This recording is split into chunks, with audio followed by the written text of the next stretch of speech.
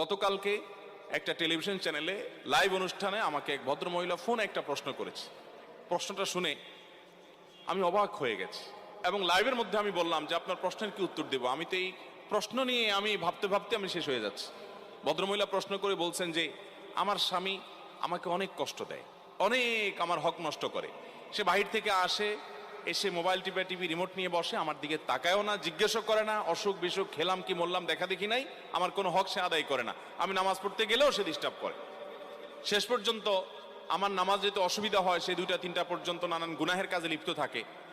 তো আমার অসুবিধা হয় দেখে আমি যখন তাকে রিকোয়েস্ট করি যে আমার নামাজের সময় অন্তত আমাকে একটু নামাজটা পড়তে দাও, তখন সে বলে তুমি আরেক রুমে গিয়ে শো। তো ভদ্রমহিলার প্রশ্নের বিষয় হলো, বলতেছে হুজুর আমার জানার বিষয় হলো এই যে আমি আরেক রুমে গিয়ে ঘুমালাম, এতে কি আমার স্বামীর অধিকার নষ্ট করলাম কিনা। আমি বললাম